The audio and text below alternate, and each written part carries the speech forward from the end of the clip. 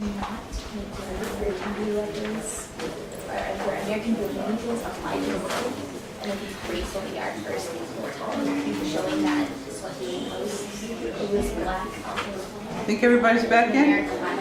So our second lecturer this morning is Sana Haroon from the University of Massachusetts, Boston. She joined the UMass Boston faculty in 2012 and teaches in the History Department and Asian Studies program, where she's involved in designing the new South Asian track of the Asian Studies major. Professor Haroon's research interests include Islam in early modern and modern South Asia, the history of Pakistan and Afghanistan, and social and political change across the Indian Ocean maritime region. She's taught at the University of East London, Zaid University in the Persian Gulf, the University of Karachi, and Yale University. She has held the Past and Present Foundation postdoctoral fellowship at the Institute of Historical Research in London and the Malathi Singh Visiting Fellowship at the South Asian Studies Council at Yale University. Professor Haroon is currently working on a project exploring cultural change in early modern South Asia, and will be, after we have eaten biryani, we will hear about the history of biryani. Thank you. Thank you. Thank you. Good morning. It's a pleasure to be here. Good morning. I'm just about emerging, like dusting off the cobwebs. I've been in the archives all summer and writing. I'm not certain I really remember how to speak, so. But it is great to relearn it in such wonderful company. So it's actually great for me to have this opportunity to present this research to you at this particular moment. I've just about finished this chapter of what's going to be a book about religious endowments in colonial India. And I hope that you enjoy the story that I'm going to tell you. It's rather than being a very broad view of the sorts of religious endowments that existed in the colonial Indian Ocean world, I'd like to tell you a story about one very particular endowment, a mosque in Lahore. Now, this story is significant for you because during the occupation of cities and regions across the Indian Ocean world, the British colonial state actually acted in a very consistent way when dealing with the settlement of land and the acknowledgement of land rights across these very varied territories.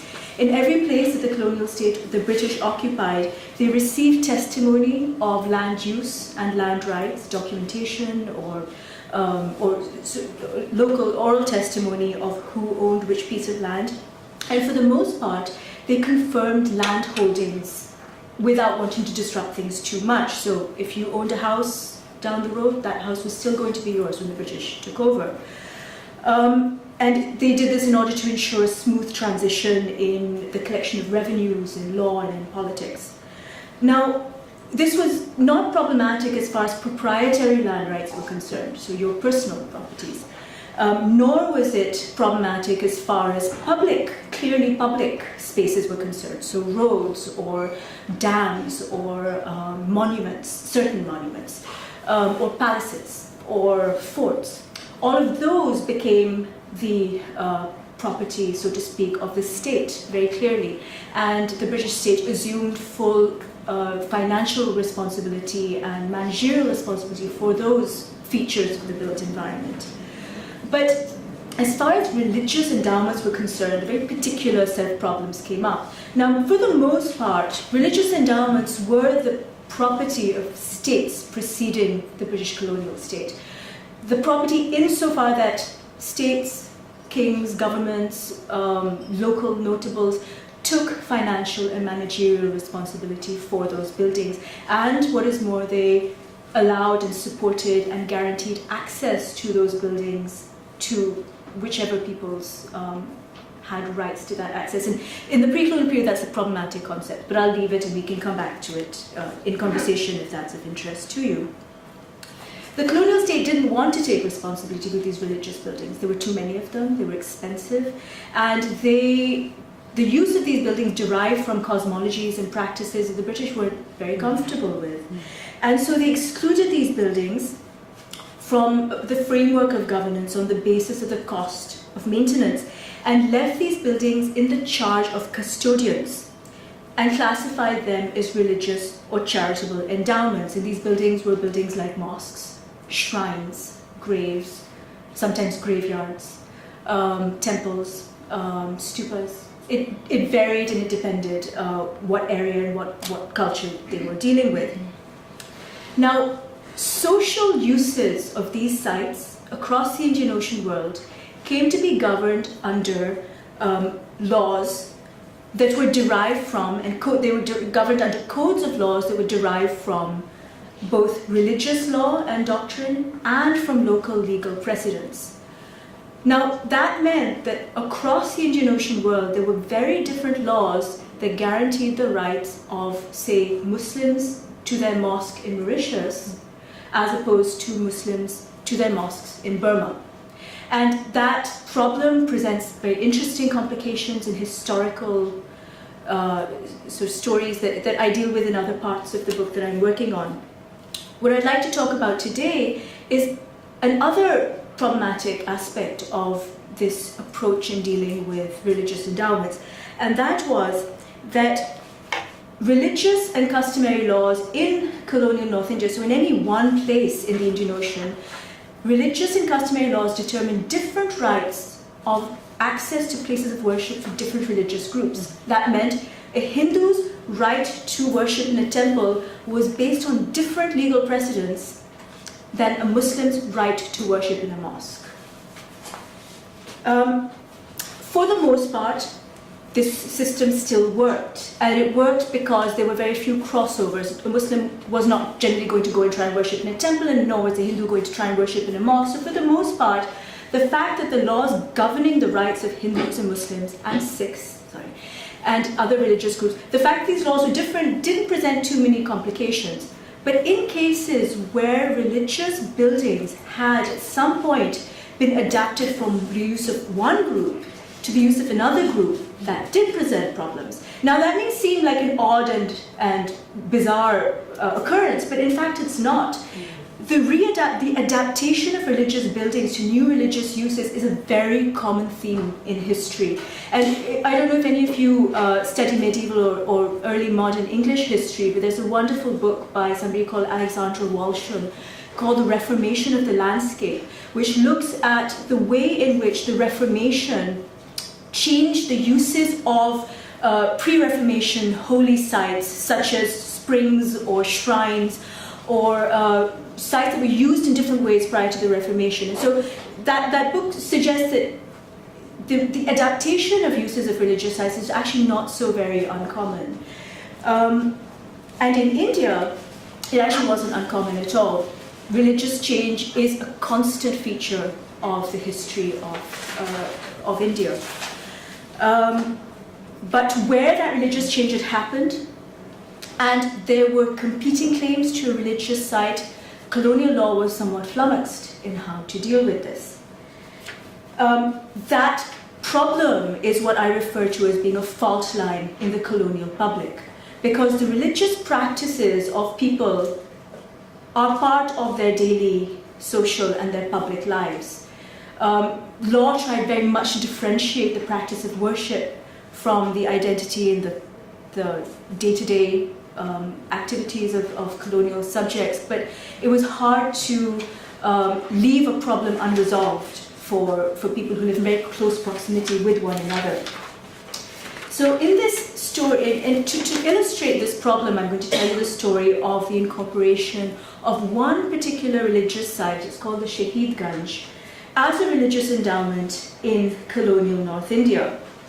Now this site was incorporated at the annexation of Lahore. I'm going to show you a few maps in just a moment. It was incorporated as a Sikh religious endowment, so as belonging to the Sikh faith, under the custody of a person called a Mahant. So there was a sort of hereditary succession of custodianship at this site, and all of those custodians of the site, from father to son, were referred to as Mahants. It's like a term to refer to a religious functionary. And then I go on to talk about how this site was governed by that Mahant from 1850 to 1928. Now, sorry, in this bullet point I forgot to put in that prior to the colonial takeover of Lahore and prior to the Sikh takeover of Lahore, the site had actually been used in the 1700s as a mosque, and that was part of that site was originally a mosque. In 1925, from 1925 to 1935, there was a reform movement among the Sikh community which produced legislation allowing a representative Sikh organization to take control of this site in an expression of Sikh rights over the site under religious and customary law. And this triggered a corresponding, under that movement in 1935, Shahidganj got taken over by a committee, a Sikh committee. And this triggered a corresponding Muslim articulation of communal rights over this site. And that history, this history of first takeover and occupation, the use of the site, and then finally the dispute that erupted in the 1930s over the site, shows you how very problematic the entire legal treatment of these religious endowments was. The intersection of Sikh and religious rights shows up, as I said, a fault line of the system of religious and personal law. Both Sikhs and Muslims would then eventually turn to the laws of trust to define their religious rights over this site and to assert claims to this site, but they were guided by different principles of the rights of the worshipper to both historical associations with the site, rights over the land grant and the material value of the endowment, and really any sort of social infrastructural benefit that the endowment had in the locale in which it was. And these conflicts produce irreconcilable Sikh and Muslim understandings of their own interpersonal relationships. While the narrative of history from the center, and I know that this is a bit of a theme for within this workshop, while the history from the center has the Sikh and Muslim narratives about this dispute and this site have pointed to this incident as indicative of either the manipulative and intentionally divisive Sikh leadership or the manipulative and divisive Muslim leadership. The details of the case as they emerge actually suggest major flaws in the colonial legal system which supported the production and dissemination of religious legal principles that led to social self-differentiation rather than a resolution of conflicts through reference to a single historical timeline. And so with that, let's turn to the context of this.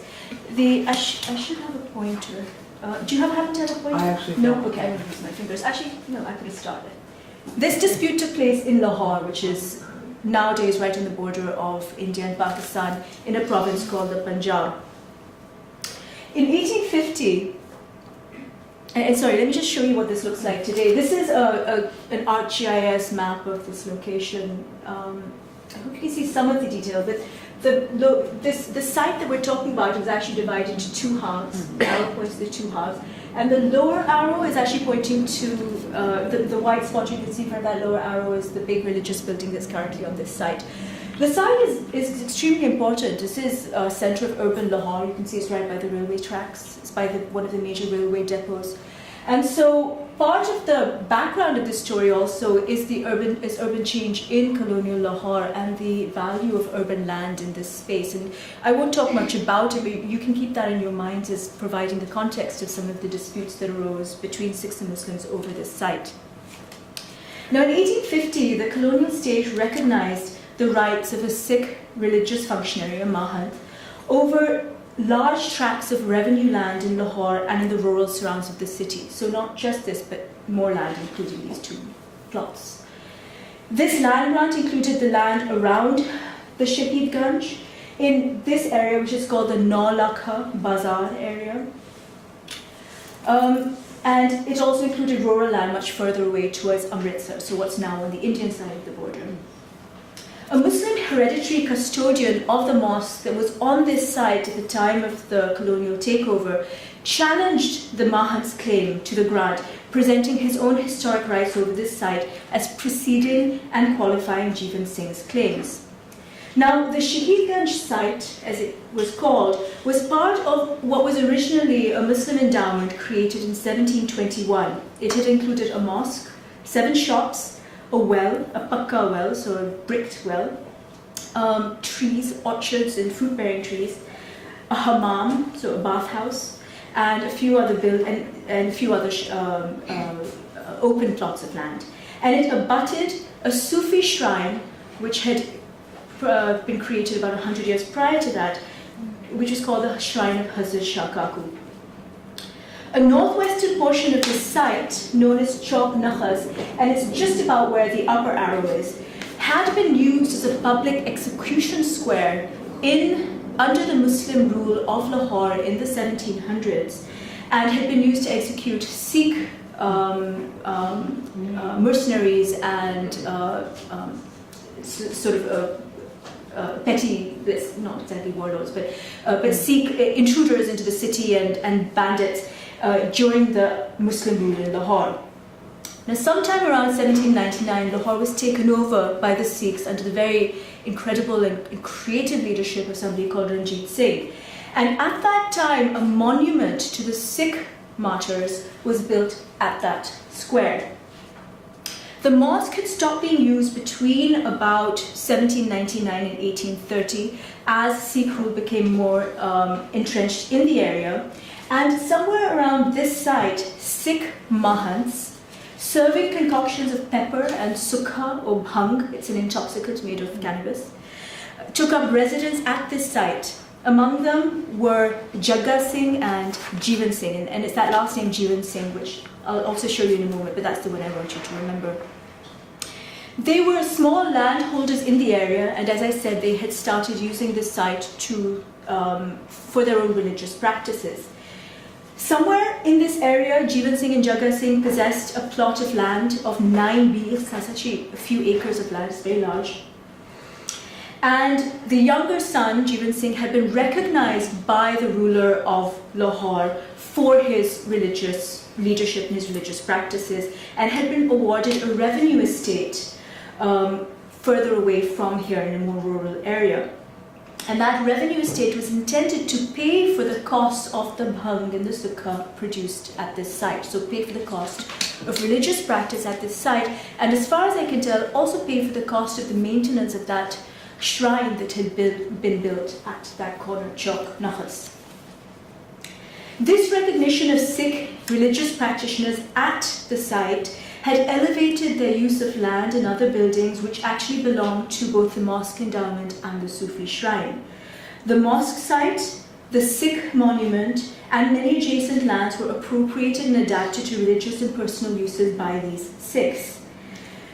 Kahan Singh, so there are a few stories about who was using which buildings, but the mosque started to be used as a personal residence by one of these people.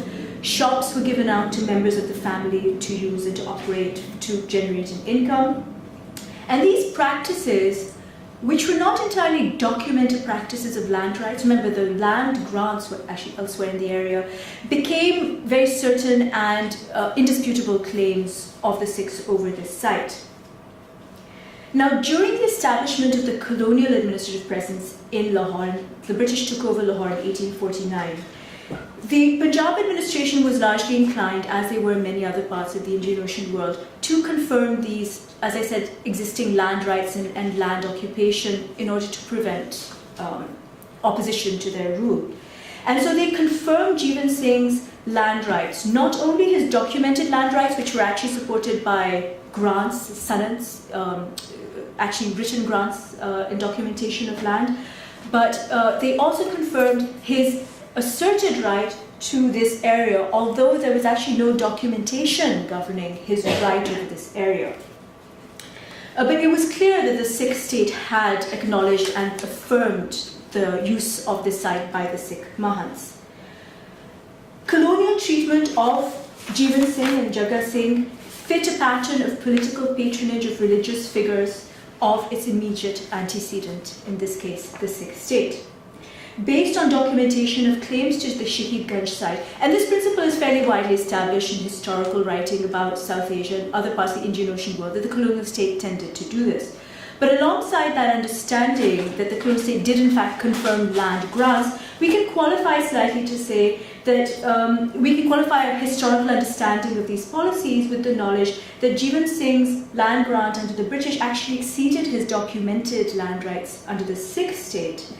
But the British colonial state sanctioned his claims on the basis of demonstration of his ongoing religious use of the site, and by doing so stabilize their own control over this area and over much of the Sikh community in this area.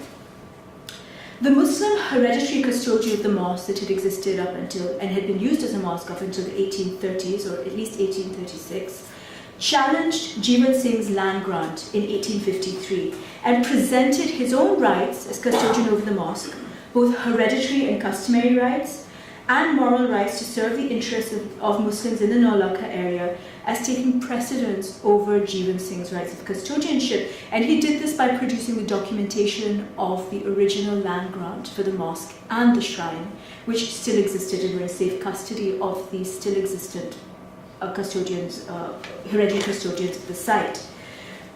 The representation of the Muslim rights over the mosque drew on both, as I said, documentation, but also on histories and stories about the use of the mosque in the area, the history of Muslim rule, the history of royal patronage of Islamic culture, and themes such as that.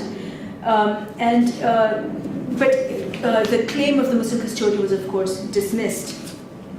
Now, I'm going to move on to what happened then during the colonial period, but it's interesting at this point to note that both the claims of the Muslim and the Sikh to these lands not only included, but was actually largely constituted of claims to revenue lands and not just the religious sites. The religious sites on these lands were tiny. They were probably the size of this downstairs portion of this building right here. So this room and the one next door, that's just about how large the building space and the space used by people for religious practices was at this time. So the claims that were being put forward were very important and very claims worth a great deal of money for the revenue lands associated with these religious sites. Now, and this plan shows you the extent of what was granted to Jeevan Singh in just that Naulakha area, so that part of Lahore that I showed you on the previous ArcGIS map. What's interesting to notice is that even on this plan, which was drawn in 1868, at which point some of the other revenue villages has been taken away from Jeevan Singh and from the Sikhs, what we now see as the southern and northern portion of the Shaheed Ganj site is only 9716 and 9751, but the entire land grant in the Naulakha area at that time included a great deal more land. And you can see going all the way up to parts of the train tracks over here, and over in that direction, part of it went up to the train tracks up in the northeast. Now, records of the management of Shaheed Ganj from 1853 to 1928 demonstrate that the Mahants of Shaheed Ganj supported intertwined familial, local residential and commercial and religious uses of the site. Jeevan Singh and his successors accommodated demands and requests for the use of land and buildings through their own moral understanding of their rights over and their obligations of control over Shaheed Ganj. In their time as custodians, they alienated portions of the land, they repurposed certain buildings, and they also admitted alternate Muslim religious uses of the site, and by doing so derived income and labor that supported Sikh ritual activity at the site. Now, this period is very interesting, and for the purposes of what I'm talking about, what's most important about it is that it sustains a variety of interests in and uses of this site up to 1928, which is when the real legal case took place. A large percentage, so as I said, a large percentage of the lands that had been given to Jeevan Singh outside of Lahore were resumed by the government during Jeevan Singh's lifetime, or they lapsed at his death. After Jeevan Singh's death, and which was 4 months after the mutiny of 1857, the site was taken over by his son, and the rights of the son over the site were reaffirmed through Hindu personal law. Another interesting twist. And a document was produced by the courts, which was retained by the Sikh Mahants, that this site was an institution that was very sacred for the Hindus and the Sikhs. It was a place where the Granth Sahib was read, where religious rituals were performed, and wayfarers and the poor were given alms. Now that statement tells you a little bit about what the Sikh religious practices at the site were.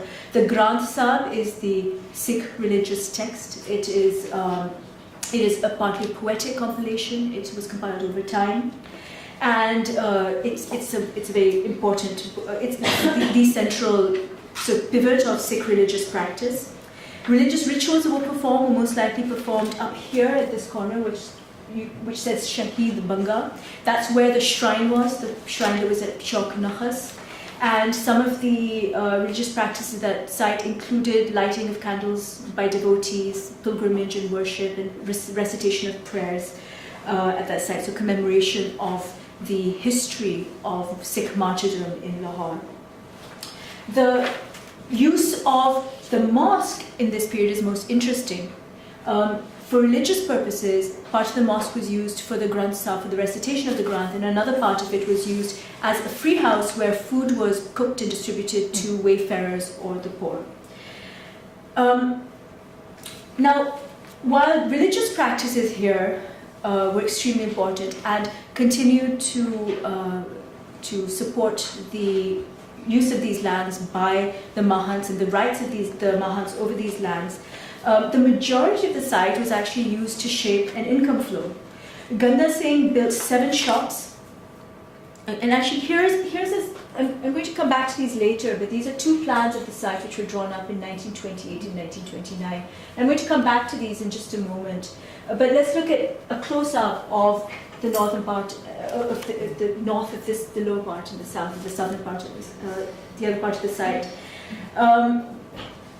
The leasing and sale of land on this site shaped an essential income flow. Gunderson built 7 shops on this site in addition to the original 7, making a total of 14. A mill, stables, and 4 additional shops were built alongside the original Sikh shrine at Shahid Banga. The residential buildings on the site were rented out. Several buildings on the site were rented out by people as residences. Pahari Sikhs who were coming from the north of Punjab were said to have rented part of one of the buildings, and one of the lessees took control of the mill, so leased the mill from Ganda Singh and put in a grinding stone to use it. The lease was for a year at a time. Marwari Sikhs coming from central India rented one of the domes of the mosque for residents in 1883, and an electrician who moved into Naulakha Bazaar rented another one from 1897 to 1922, and midway through his tenancy he said he switched from one dome to the other because it was more comfortable. A dentist from Amritsar rented another dome, rented the other of the 3 domes in 1916. And it wasn't just the mosque, but some of the Sikh religious structures were made available for rent too. A merchant rented the Samad, and this is the Samad. It's a monument over the remains remains of one of the dead Mahants. Somebody rented the Samad and lived in it for about a year in 1919. And these were extremely valuable and useful properties in the Naulakha area. A man who rented one of the shops on the main Naulakha Bazaar road actually passed the lease down to his son, and the son claimed that the shop had been rented by his family for 80 years. These tenacious tenancies and the number of tenants and the adaptation of structures on the site suggest the significance of these buildings as commercial and as residential infrastructure in the Naulakha area. A significance which was being compounded by both migrations to Lahore as the colonial rule became more entrenched, and by the very location of Shahid Ganj by the railway station, making it a major point of entry into the city. The need for funds also led Ganda Singh to make 2 sales of land to a Muslim called Muhammad Sultan Contractor in 1816-1868. And in 1915 and 1922, another Muslim purchased a few plots in this area. The hammam, so the bathhouse which had existed on this site, was dismantled in the 1870s, and its materials were sold to somebody who repurposed them for building a new house. The sale of lands, the rent of buildings, these admitted what were often non-Sikh and more specifically often Muslim proprietary interests in the area. It allowed the accumulation of new stakes in the area and a new relevance to the area among Muslims in the neighborhood. But of course, going back to the Sikh religious uses of the site, the incomes that were generated from these sales were primarily intended to support Sikh religious uses of the site. Asa Singh, one of the later custodians, Mahants, said that he spent 5 rupees a month on bhang and on sardai, ritual foods and drinks, which are distributed at the conclusion of a religious ceremony. He also spent money on earthen mats and on pictures. He said he spent 4 rupees a month on paying the musician, who's the rababi, who plays at the conclusion of a recitation ceremony. The uses of these buildings defined a few but distinct areas of activity at the site. Up until 1896, the Guru Granth Sahib was actually kept at under one of the domes of the mosque. And then after 1896, this building was built over here, and the Granth Sahib was moved across to this location, which is further south on the site. These uses of the site show that while these uses of the site show that religious activity around the site was actually quite dispersed and was almost integrated with and indistinguishable from the commercial and the revenue generating uses of the site. Now, one of the most interesting uses of the site and the creation of income from the site came from the fact that part of the site continued to be used by Muslim religious practitioners. So not just people renting land or buying land, but by Muslims who are actually practicing religiously on the site. And this occurred at the shrine, the original shrine which I mentioned. Let me get back here. You can see it up here on the right-hand side of the site. Now, that shrine was the shrine of Hazrat Shah Kaku, which had been built, by which the mosque had originally been built in 1722. That shrine had actually continued to exist through this entire time, even though the mosque had stopped being used.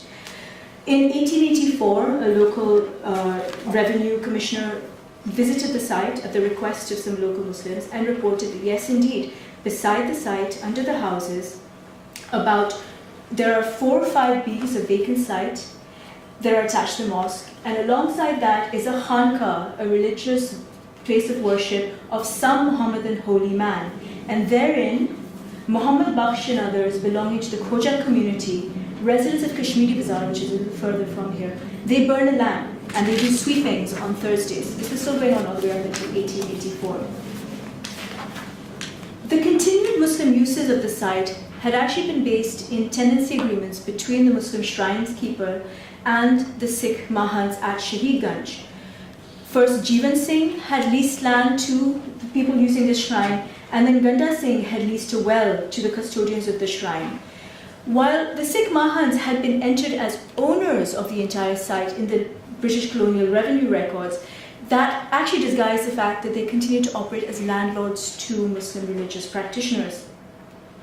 Later descendants, by 1909, later descendants had actually increased that claim over land to actually listing ownership of the shrine, and they had been permitted to do so by the Sikh Mahants.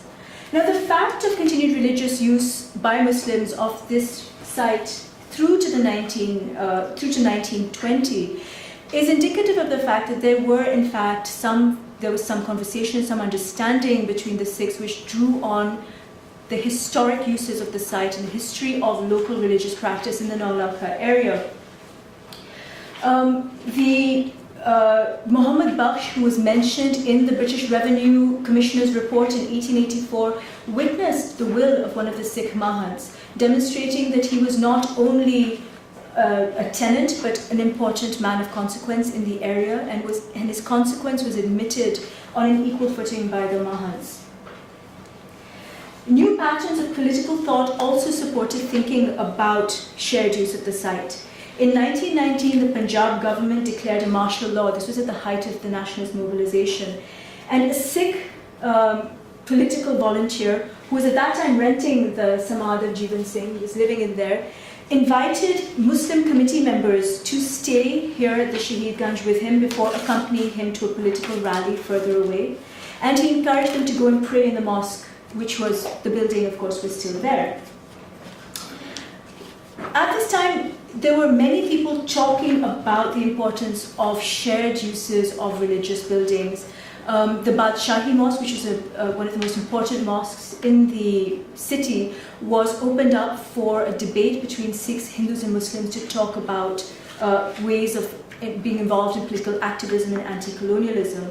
It was the need for spaces for political congregation under the conditions of an increasingly repressive colonial rule that expanded the potential uses of religious endowments in this period. And I want to point out that there have been scholars who refer to this kind of shared use of religious spaces as being evidence of syncretism in practice. And I don't believe that that is what was happening at these sites. The Muslims and Sikhs distinguished themselves from one another. They referred to different lines of learning, different religious figures. They had a clear sense of difference, but they understood, but they had a shared use of this site which actually brought them together, and that is what became so significant later on. The custodianship of the Mahants through this period sustained the observability of the mosque and the memories of the use of endowment land in the pre-colonial period. This was primarily related to the continuation of the use of the shrine and the links between the shrine and the mosque. A local merchant who attended a ceremony at the shrine with his grandfather in 1922 described, "I have learned from my grandfather that there was a place for washing in the courtyard of the mosque. He was a disciple of Hazrat Shah Kaku and he often had occasion to visit it, the mosque." The physicality of the mosque also sustained curiosity about its repurposing. The grandson of a local benefactor in the Bazaar area said that he had brought people to see the mosque and said he brought them to see the fact that there was still a mosque in the area that was not being used as a mosque. And two workmen, an iron worker who had been employed on the site in 1908 and a mason who made repairs at the Mahants house in the 1880s, had both visited and observed the structures of the mosque. Memory and observation interacted to sustain a public knowledge of the mosque. A local photographer used his hobby camera to take pictures of it, and a manuscript on Lahore's history, commissioned in 1867, made mention of both the area, the neighborhood and the mosque, and the tomb of Hazrat Shah Kaku. And various other books produced in the period also mentioned the fact that this building had once been a mosque. Leases, sales, construction, demolition, and repurposing of religious buildings and tenancies were executed by the Mahants at this site using both a personal and an economic rationale which positioned religious practice, Sikh religious practice at Shahid Ganj as a central and determining factor of their decision making, but did not prioritize Sikh religious uses of all parts of the site. Most uses of Shahid Ganj were enabled by direct economic or familiar relationships or local relationships with the Mahants, and as a result sustained diverse economic and symbolic interests in the land of Shahid Ganj. Now, the continued awareness among the local population of both Sikh and Muslim history at the site was what came into play in the 1920s as a Sikh movement for Gurdwara reform took off. The push to distinguish Sikh religious rites over Shahid Ganj began in 1925 when the law of religious and charitable trust was put in place for the Sikh community. While social uses of Shahid Ganj up until 1925 had been contingent on the government's grant of land to Jeevan Singh as a custodian, the Sikh rights over Shahid Ganj, so public Sikh rights over Shahid Ganj after 1925, could be asserted directly under the law by demonstrating historic uses of the site.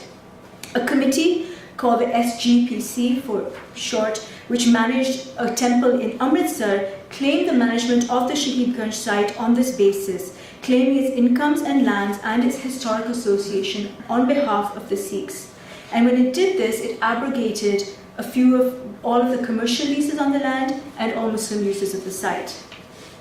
The case prompted a counterclaim to the site by a committee called the Anjuman-e-Islam of Lahore, and then provoked a final case under which several prominent ulama and public figures representing the rights and interests of the mosque itself went all the way up to the Privy Council in 1936, and the Privy Council was the final court of colonial appeals. The cases for the Shahid Ganj in this period from 1925 to 1936 were widely followed in the press and by political parties. A Muslim position on Shahid Ganj emerged in contestation of the Sikh approach to religious lands and buildings, and these suits and countersuits produced Muslim and Sikh articulations of social rights over buildings. But what was so important about these claims and counterclaims was both treated history and social rights over revenue lands in different ways. The Sikhs' claim was based in the definition of and the ascertaining of a Sikh identity. In addition to this, and this was part of a movement which included a mass re-education campaign of Sikhs, the creation of local committees in parts all over North India and Punjab, and the claim of treasuries and lands associated with all Gurdwaras.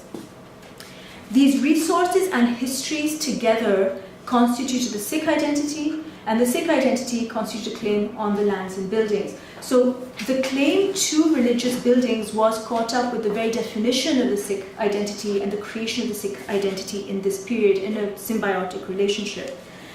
In 1928, the SGPC claimed the lands and incomes of Shahid Ganj under its own corporate management on the principle that it would carry out good governance by ending the despotism of the Mahants over historical places that were regarded as sacred by all of Sikhs and were the common property of all Sikhs.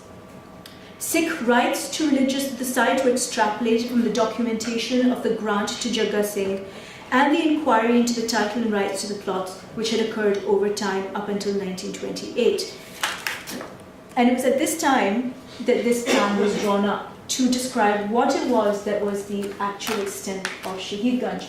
Now the extent of Shahid Ganj was described as the remaining land on this site, anything that could be tied to the ownership or the governance or the custody of the Mahants over time, and of course religious buildings on the site.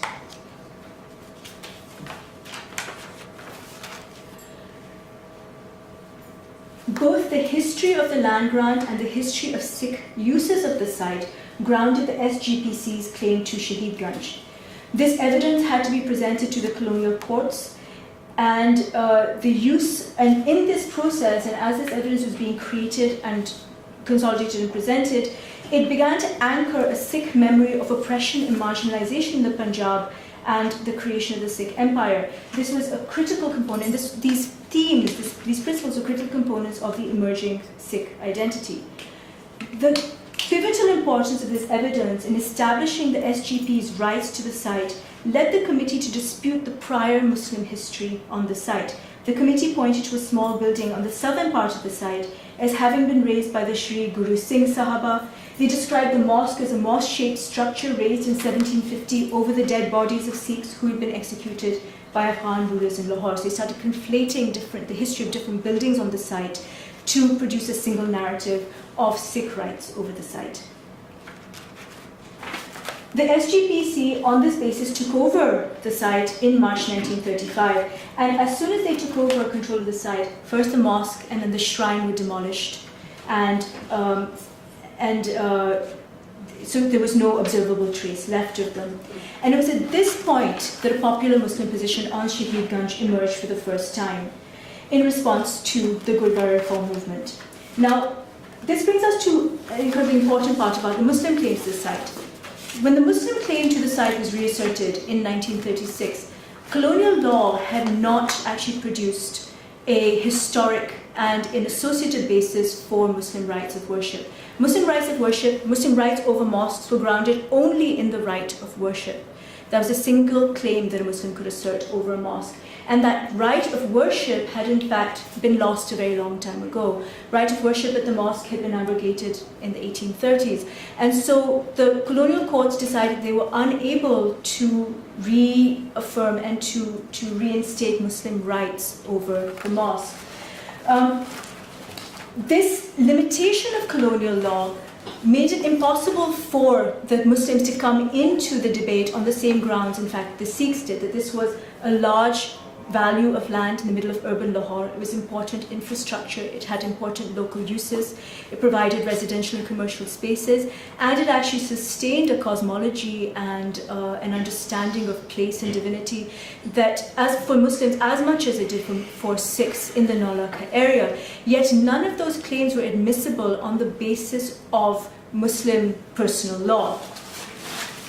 This difference, the fact that Sikh history could rely, so that Sikh claims of religious uses of the site could rely on history, and that Muslim claims to uses of the site could not rely on history as a feature of, supporting their claims, became the primary distinguishing fact between them. There were other problems with the two cases as they were presented. Neither side was able to articulate what the exact purpose of revenue land was for the purposes of worship, what the exact structure of governance and maintenance of a site was, and how that was integral to supporting religious uses of sites. What was inherently a divisible piece of land, and had in fact been divided in its uses for a very long period of time, was declared indivisible under the colonial personal laws of trust. And that was the principle that created the differences between Sikhs and Muslims in 1936. Up until 1936, despite the continuing Muslim memory of dislocation of use of mosque, or the restrictions on their rights of the use of the mosque, there was never major public mobilization about it. A lot of the conflicts between Sikhs and Muslims were resolved personally and privately through the sorts of tenancy agreements which the Mahants struck up. In 1936, rights over Shahid Ganj became indivisible, and it was at that point that a major mobilization began. Both sides, Sikhs and Muslims, presented new histories of the region, and these histories began to exclude one another. Muslim histories were written that made reference to the Sikh period of rule in Lahore as being a period of tyranny and oppression, as a period of rule which was at odds with the Muslim identity. Sikh histories were produced which talked about the Muslim claims to the Shahid Ganj site as erroneous, as misrepresentations, as forgeries and misdocumentation. Again, discrediting Muslims within the public space.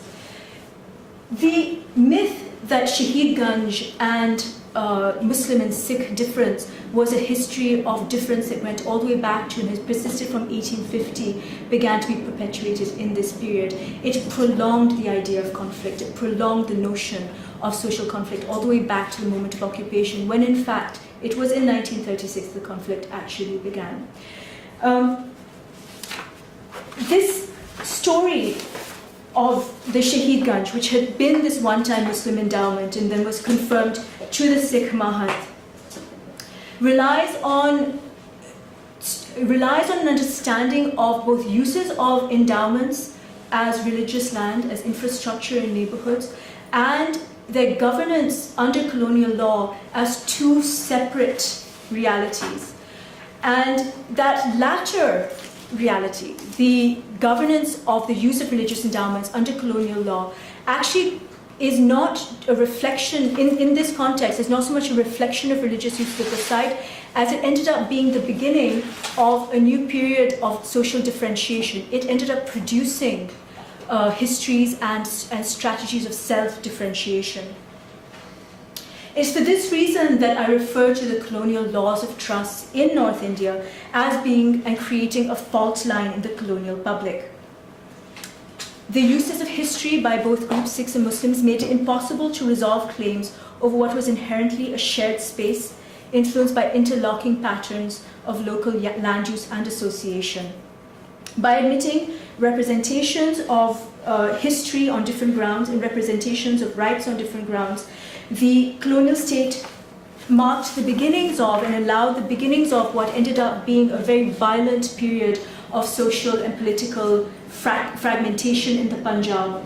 It led up to the partition of the Punjab in 1947 and actual very violent and almost it created a violence which I think the region has still not healed from.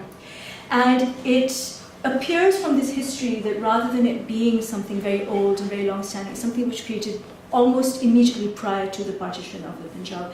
So I'll leave it there, and perhaps in conversation, if you're at all interested, I can talk about other sorts of religious endowments and how perhaps religious endowments that don't produce this sort of conflict produced different sorts of land rights across the region. But one point to reflect on here, after this very sort of detailed history of just the Shaheed Ganj, is that what we consider to be stable and static patterns of religious practice and religious association across the colonial Indian Ocean world are in fact not static at all. They change, and they change quickly and rapidly in response to law, in response to taxation, in response to proprietorship and family change. All sorts of changes provoke changing patterns of religious association. And so perhaps we can take some of that up in conversation.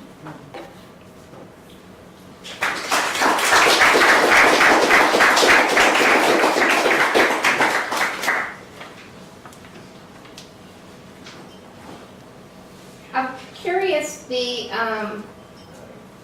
British tendency to just take on the existing rule as it was then and pretend that that had always been who was in power. Does that play out throughout the rest of the empire, or is it more of an Indian concept? Or? It plays out across most of the British Empire. There were two ways of dealing with people who were in control in any colonial territory at the time of colonial occupation.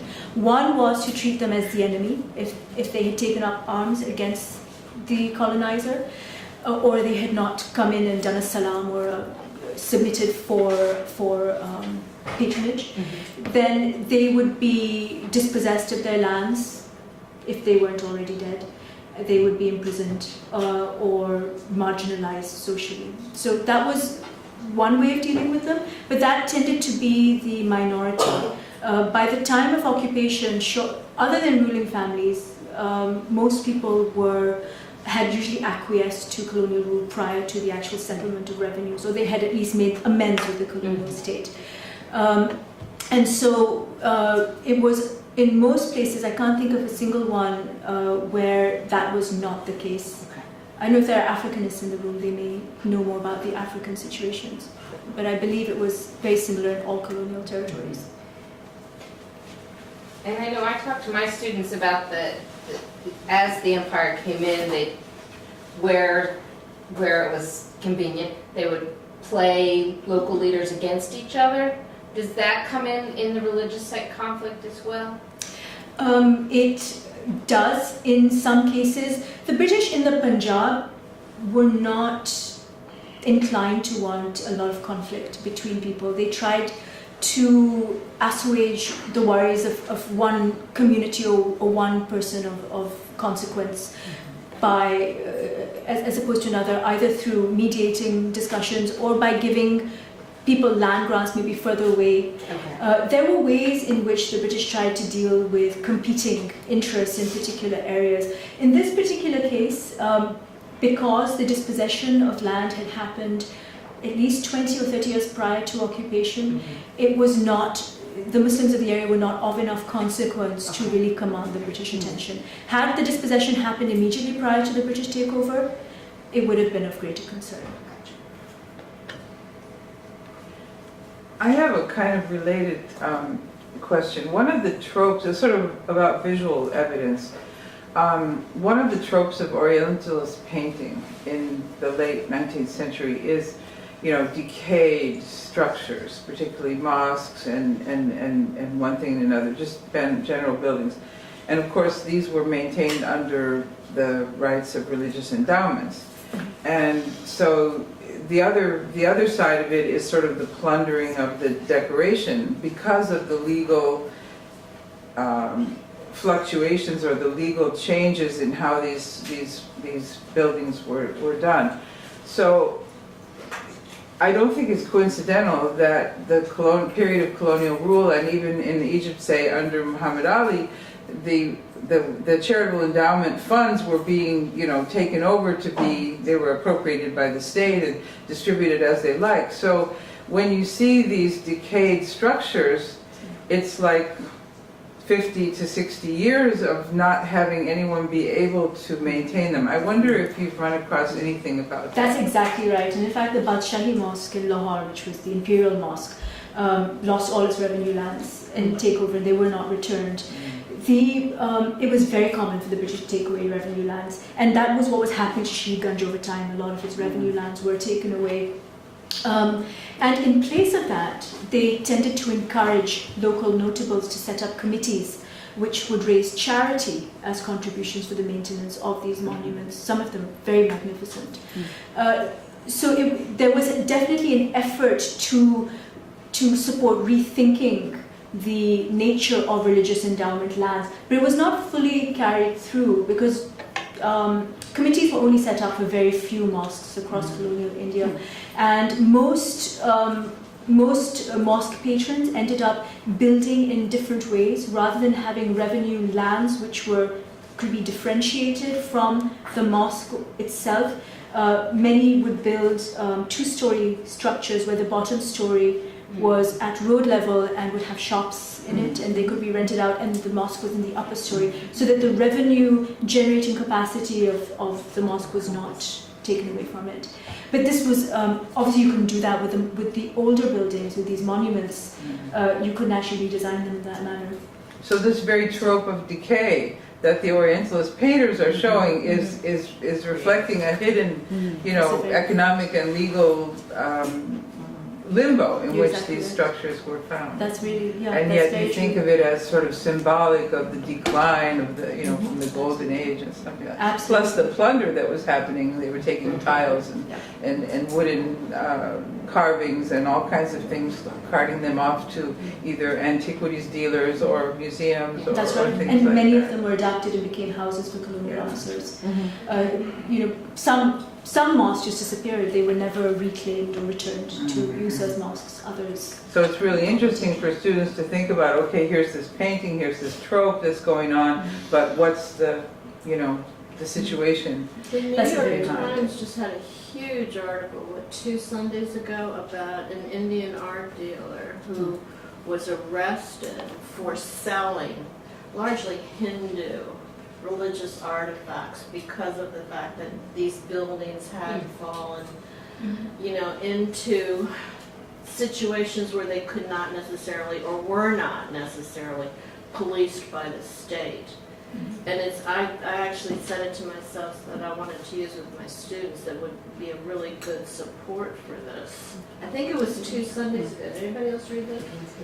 New York Times. The New York Times, it's a great in-depth discussion of how people in the West are decorating their homes because of their privileged economic status with the looting of the cultural artifacts of South Asia. That's a very interesting point. I think it brings up that whole idea of provenance in terms of art history, as well as religious endowments, legally and economically. Certainly. And to your earlier point also, Susan, one of the suggestions of those representations of decaying buildings and sort of decrepit and of course the dissolute elite is that people were not concerned with the loss of heritage, that natives of India or North Africa, wherever else, were not concerned about the loss of heritage, but in fact they were. This is one of a number of suits that was fought all the way up to the Privy Council, and political support for legal contestation for the site was produced from the 1850s onwards. There were people trying to contest and reclaim both the revenue lands and the uses of the site. And so those representations of decay are not just, as you said, a mark of sort of the changing economic and political matrix of the region, but also they disguise the fact that there's sustained interest in the uses of these buildings and their maintenance and their which had been independent of the state and tax exempt and all that stuff. Absolutely. Before. These were often still tax exempt. There wouldn't have been any tax assessed on these lands, but yes, with income generating potential. Yeah, exactly. It's done really. I'm curious as to how you chose this site to research in depth. Partly because it was a very important story at the time, and it's been treated incidentally and in passing as being a mark of the sort of political finagling of Sikhs and Muslims in the nationalist period, and it's a very shallow treatment of the issue, which was an important one at the time. It actually swung the election in Punjab in the 1930s. It was a pretty major issue. So it was partly that, and partly also because it's a fascinating site, and Lahore is a beautiful city. And I went out there. I actually have I was there this summer, and you can see the site still exists. It's parts of it have really fallen into disrepair, but other parts of it are better maintained. But this is the Gurdwara. That part of the site that says Shaheed Banga, and on this map is marked as a Gurdwara. So that building still exists, and it's actually the fact of the preservation of the site, even after 1947, as a Sikh site in Colonial Lahore with exactly the same borders. I found it incredible. And I found it incredible because the contestation over the site actually continues. There's still a group that is trying to resurrect the use of the shrine. Although the shrine has now, I figured out, been built over. Once I figured out where it was and what the dimensions of the current site are, I realized that there'd be no way to use the shrine again because the new Gurdwara actually stands over it. But having said that, despite the fact that there is such sustained Muslim interest in reclaiming this site to this day in Pakistan, the site is preserved in its exact dimensions according to the award by the Privy Council in 1936 to the Sikhs. So it is illustrative of the power of the law to actually force conformity to its principles, despite evidence or suggestions to the contrary about I think, religious encroachment in Pakistan. I'm curious, I was a little confused. You were talking about the need for political organization at the time of nationalist movements, leading to shared use of religious spaces. So why didn't that galvanize them to be able to resolve this? They did try. In 1920, while this very utopian moment was taking place, an Afghan millionaire apparently offered the Sikhs a great deal of money for the site, for the mosque, just the mosque, not the site. And the Sikhs refused, but the reason why is because the fact of the existence of the religious buildings on the site was central to the maintenance of the revenue-free status and the site itself. So if the Sikhs turn the mosque out of the estate, there would be too little evidence of religious activity at the site. It's an almost unsolvable problem. In order to accommodate the Muslim claim to the mosque, the Sikhs would have had to give up their own uses of religious activity, or their own performances of religion on the site. There could have been new buildings built, and I wondered too why that hadn't happened. But up until 1928, the Mahants only had their own resources to draw on and the incomes from the site itself. And so if part of the mosque was being used for income generation and part of the mosque was being used for Sikh religious activity, to give it away, they may have actually lost the requisite income and requisite physical buildings on the site to establish and claim that it was a Sikh site. But there was an attempt. And I think it may well have materialized into something more meaningful if there had been more sustained effort at that time. But I think people lost interest. Once the martial law ended in 1920, I think people lost interest in finding those sorts of common solutions. I wanted to mention an article that I could put in the Dropbox. It's a book by Crispin Bates called Beyond Representation, Colonial and Post-Colonial Constructions of Indian Identity. And there was an article, a chapter in there by Marcus Desho, Between Suburban World Politics, Middle-Class Identities, and the Refashioning of Space in Late Imperial Lahore. It's a very academic title. But the message that I recall from this chapter was that, you know, again, in our, at the textbook level world, it's, you know, Hindus, Muslims, separate, conflict, you know, cultural blending, yes, but then no, and, you know, now just separation and so on. But what this article talks about is how under colonial rule and then after colonial, after independence, how these cities changed with new suburbs and where people had mingled much more in these urban spaces, in cross-religious, cross-cultural boundaries, they no longer did because the actual structure of the cities changed. Does that relate to this in some way? It does, actually. It does. Particularly because of the sort of demographic change that happened in the Naulaka area. And so there was a great deal of transformation of Lahore's suburbs. But what's interesting is that the sort of colonial production of space, the way the buildings were created, and suburbs were planned, and civic centers were identified, seems to have created more differentiation and assertion of class difference and assertion of sort of occupational difference than this sort of organic building and use of space happened to do. The colonial planning was so focused on control and on the organization and on the organization control of space that it was very quick to divide and exclude and reposition, push communities out of Lahore altogether, to distinguish people, bureaucrats from businessmen. That had one set of effects.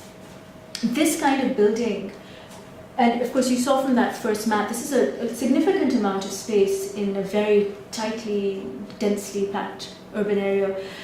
This sort of space seems to have been, under custodianship of the Mahants, seems to have been actually more inclusive and accommodating of new entrants and of religious difference than colonial planning was. So I'm not sure if that was changed from the Sikh period or not, because I don't know what the demographics of the neighborhood were prior to 1850. But it's a different sort of urban growth, a different pattern of urban growth than what was structured by colonial space. And I like that you bring it up, because that's actually a very significant part of what it is that I'm trying to look at, is how do you distinguish urban change under colonial planning from urban change under these sorts of native infrastructure managed by people who are not the state. Underneath that really academic title, there's a vignette about how people who moved out to the suburbs would go back into the old city with the bazaars and all that for kind of when they wanted to enjoy some like local, you know, heritage culture kind of thing, but they didn't use them and they didn't shop there. And people of different classes would be mixed together going to a shopkeeper or something like that, whereas now with the suburbs and the different classes as you've described it, you know, now they were separate. They didn't run into each other again. You know, we have that problem in American cities as well, yeah. Absolutely. I'm just sort of going back, what more do we know about the 1935 description of the mosque? I mean, they come in and they just level it, right? And then it's no longer a question that they need that for the demonstration of religious purposes, but they recognize that the physical object is the basis of a counterclaim. That's right, that's precisely why. The physical object of the mosque is the basis of a counterclaim. And the thing that's so important about the 1935, in 1936 the case was submitted to the Privy Council, and actually, let's go back to the earlier. So in 1928, when the SGPC took over the site and it went to a tribunal, the case went to a tribunal, and the tribunal looked at every counterclaim against the SGPC. The Muslim case was dismissed on the basis of limitations. Now, the principle of limitations on the restitution of land rights is not a principle that comes out of religious law, it comes out of property law. The fact that after 12 years of adverse ownership, if somebody comes and occupies your house today, 12 years from now you've lost all rights to claim it back. You haven't put in a case before that time. And it was a way to limit what was coming to the courts and when. That's a principle that comes from property law. That was a principle on which the Muslim claim was denied in 1928. In 1936, when the Muslims tried to elevate the issue and took it to the High Court and then finally to the Privy Council, it was precisely that principle that they were trying to dismiss. They said that you cannot have a principle of limitations on the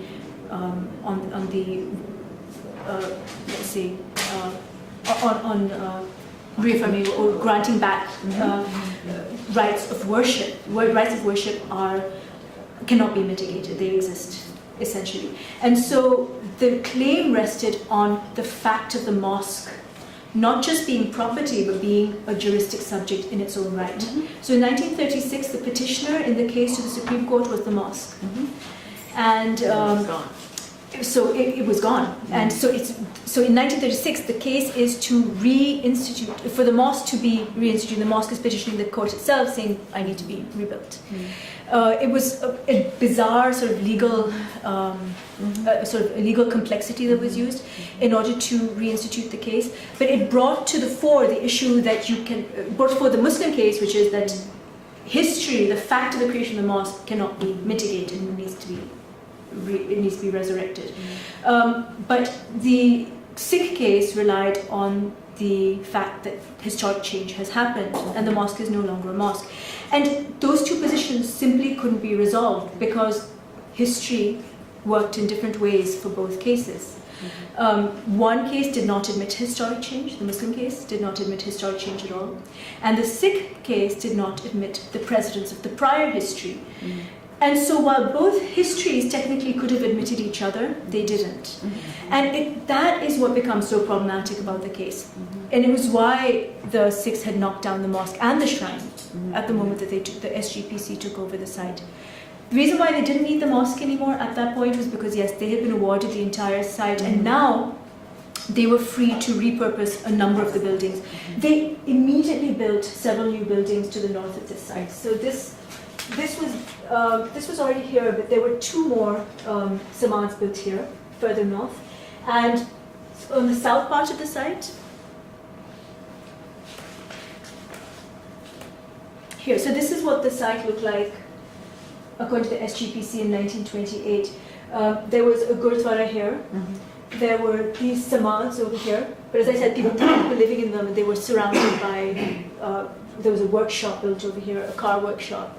There were residential houses here. There was a storage room for chaff over here.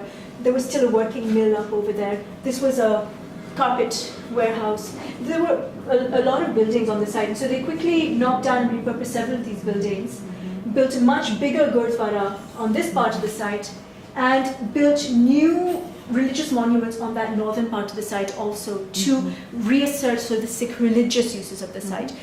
They had the kind of resources that they needed to make that possible. They had large reserves, they had large communities of volunteers, they had people donating regularly. They were part of a movement where people were now giving in subscriptions from all parts of rural Punjab. So they had a lot of money at their disposal and they were able to do the kind of redesign that they needed to do to maintain the site as a Sikh site.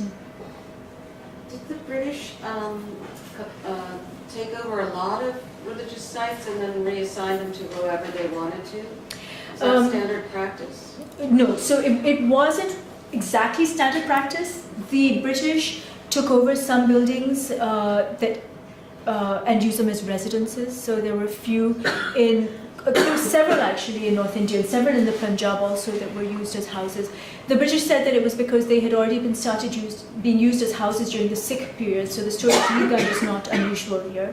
So there were several mosques that had already been repurposed in the Sikh period, and the British sort of took over those rights to those mosques. But in many cases, most cases I would say, religious buildings continue to be run by their hereditary custodians And that just continued to be the case from the pre-colonial to the colonial and now even often to the post-colonial period. Most of those uses were uninterrupted. And that is actually the norm. And it is that norm which has obscured our understanding of conflict like this.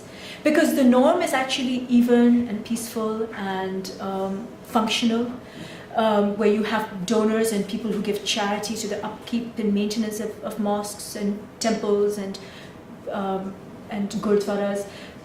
It appears that that is in fact a very effective and efficient working system, and in fact it is.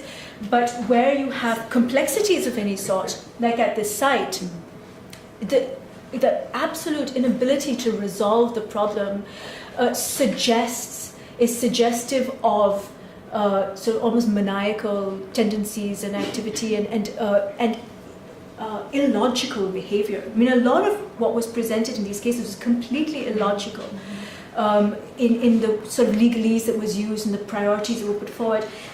But it's because the legal underpinnings of custody and ownership are not really, they don't fit right. There's a disjuncture between the legal underpinnings of custodianship of religious endowments and other forms of proprietary ownership, and that is where the problems arise. And it's that fault line that is obscured to us and needs to be focused on.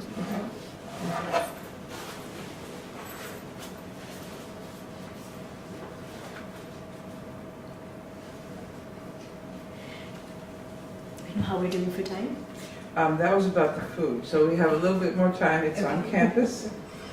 One of the challenges this week has been the fact that all of this around these buildings and all the way to the edge of campus has been declared a pedestrian zone, so that if somebody's bringing food, these poor people have to actually carry it, sort of like you would in a caravan or donkey cart or something, on these little things in order to get it to the campus. And considering that it's hot and it's hot outside, like we have to also think about these poor guys that are doing this. And many of them are contractors to the, like Whole Foods and stuff. They're not even Whole Foods employees. They're people who contract to run around. So perhaps we can extend a little bit of thought to pity these folks. Well, I actually have a question. As we enjoy the food. I was going to ask, how common is this issue? I mean, It's just in that region, all over India? Or how it's an issue all over India. I don't know how many of you heard about the Babri Mosque issue. It was a mosque in North India in a place called Ayodhya, which was knocked down in 2005, was it? 2004, when by Hindus who claimed that the mosque had always originally existed over the site of an ancient Hindu temple. And so it's not uncommon at all. And there are other stories also like that one. Well, I was actually curious as to how many of you actually think about religious buildings or use religious buildings in your own teachings. But I don't know, were you going to ask something? Well, if we have time, I had a question that you demolished because you gave the answer already. The idea of religious wars and people fighting each other over religion. Now, I tell my kids, in my amateur opinion, there are very, very few of these wars are about religion or even the personal violence. It's about, who's tax exempt, who gets the real estate, who gets the property. So, in India, what does make the headlines is the occasional incident where, a temple is burned and 28 people are burned alive and then go to retaliatory violence. But I think you also just said that it's not a huge, 1.2, 1.3 billion Indians on a daily basis. Do Hindu and Muslim get together and live fine together? That the violence is really the exception and not the rule. Yes. I've never been to India. Tell me, because it's a good picture rather than a negative picture. That the things that make the front page of the Post and the Times is the occasional, grain of sand in what is a over 1 billion cosmopolitan country where I want to believe that Hindu and Muslim live peacefully most of the time in most places, and the idea of what you believe isn't a cause of conflict. That's exactly right. And I appreciate that you brought that up because that is a big part of what I'm trying to do here. It's to change our terms of reference to issues like this. The way in which disputes like this have usually been treated, including the Ayodhya dispute, which made headline news for several years and was talked about a lot, is that they are emblematic of simmering hatreds and antagonisms between communities. And because all of the theories of association with these buildings relies on theories of identity and inherent difference. So it's an assumption that there are such deep-rooted cultural differences between Muslim and Hindu, Muslim and Sikh, or Sikh and Hindu, that occasionally an instance like this will be sparked, which sort of vents and gives voice to that difference. So, but it's not a religious, they've kind of forgotten what they're fighting about. It's just there. Yeah. That's how I used to have a barber shop years ago too, and very young people. They were it was a Greek family, and the kids, the teenagers, I hate Turks, and I said, well, they didn't know any Turks, but I just hate them because, again, it's history, Ottomans and Christian, so these were kids in their early 20s who were cutting hair and I had these discussions, I teach world history and well, we don't get along well, they don't even know why they're angry. They're just angry because they've been told to be and Yeah. I think that's an interesting. I think something that plays into that in a way is that people, in terms of them getting along on a daily basis and yet having long-standing hatred, people often separate the group from the individual, and they might, go to a shop and a Sikh and a Muslim or Hindu and a Muslim or whatever, and talk and seem friendly with an individual, but hate the group identity and practice. Yes. Sometimes the individual can open the door, though. And this has happened a lot in my high school, where the Koreans and the Japanese have sometimes come in from Korea and Japan with this animosity, with this hate, and then through the various activities that we do, the contact, the interaction, they change. They put it more into perspective. Or like the Germans, and the Nazis and all that. I mean, how can we be responsible for our great-grandparents or whatever, our ancestors' crimes, I mean, there has to be a point where we say enough is enough. Yes. Let's start fresh. I wanted to go back to your question when you asked this person about how we feel about this religious side. I am a Catholic, although I don't consider myself an Orthodox Catholic, but I have really strong faith. And I visited churches all over the place, and I've been lucky enough to visit also some mosques in North Africa, primarily Tunisia and Morocco. And what I find is with the Catholic churches, most of them, not all of them, they are too rich for my taste. I'm not talking about the paintings, but because I appreciate the art. But, all that gold all over the place, I just think of all these poor people who could use that wealth, to survive. And, all these priests, all these people just in the honor of God. In the honor of God, you've got to help people, the poor people, not to pour all this wealth everywhere. So the churches that I find more to, they mean something to me, to my spiritual me, are more like, for example, the Basilica, the shrine here in Washington, D.C., because it's simple. It's simpler compared to many of the churches in Europe. And the mosques that I visited, I absolutely loved. They were open to the public, obviously, otherwise, as a non-Muslim, I could not have visited them. But just the fine, elegant, and simplicity of the art. It just touched my soul, So the symbolism is very, very important to me personally in a worship place, I visited years ago one mosque New York City. It was a time when I was considering converting to becoming a Muslim. And I wasn't allowed, I wasn't only allowed in this one room where all the women were. I couldn't even visit the rest of the mosque, so that to me is anti-religion. They lost one that way. I mean, you have to have the open. I mean, religion to me is like openness, all inclusive of all people. How could you restrict it to just, and then the ideas that I understand, because I'm limited in Islam, they are supposed to be inclusive. So then why do you kind of divide people? Depends on which mosque you go to.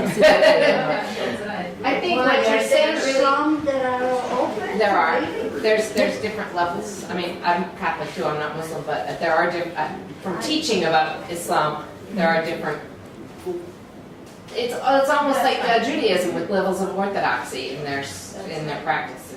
But it's also a tendency towards tribalism as well.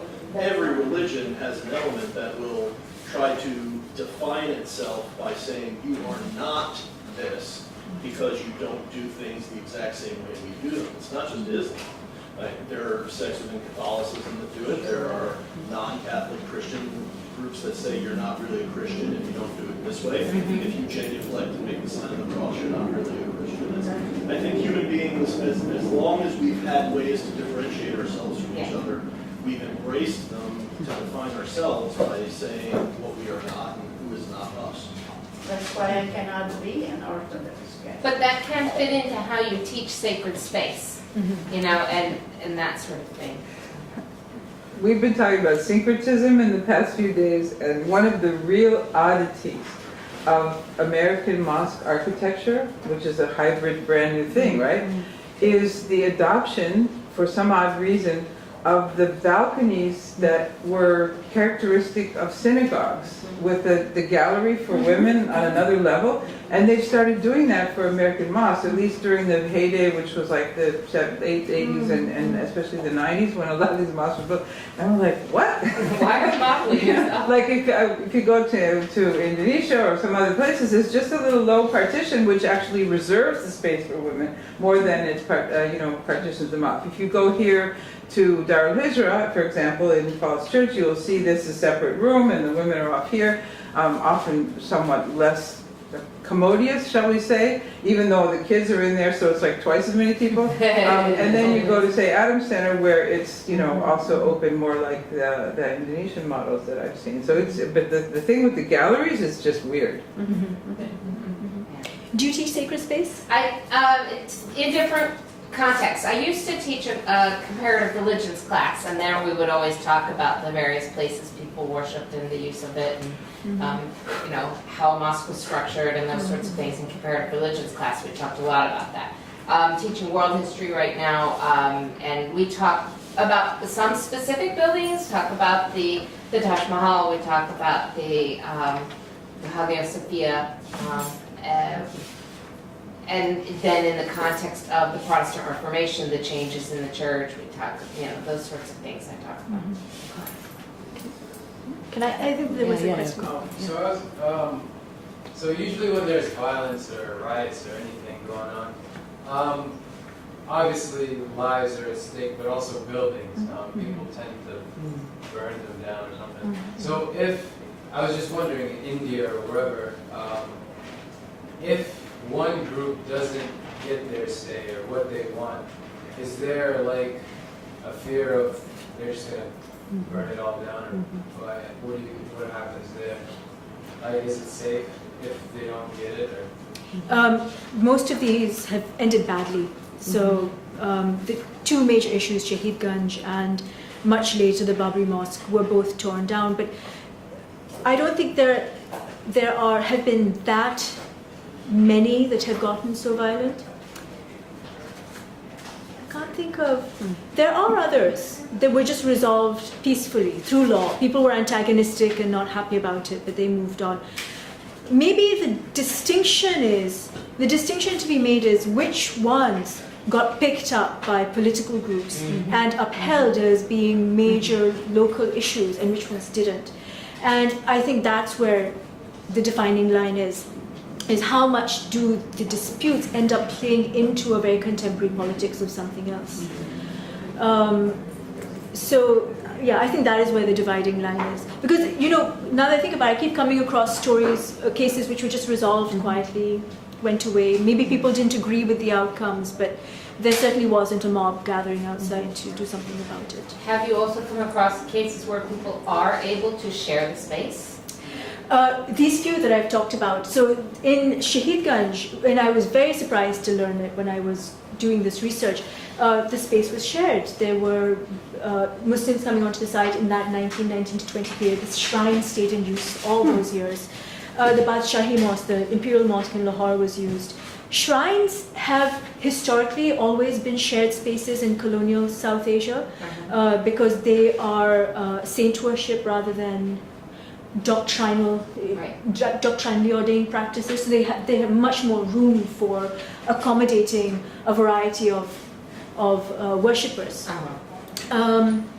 Mosques, much less so, much less so. But I've come across cases where of the sort of change that is just fascinating, where one mosque custodian became Hindu, and so there was a complete lack of clarity about what was going to happen to the mosque. The custodianship was hereditary. So once the custodianship went to his children, they didn't want to, as Hindus, continue to patronize the mosque. And so there's all this lack of clarity about what happens when people's devotional practices change.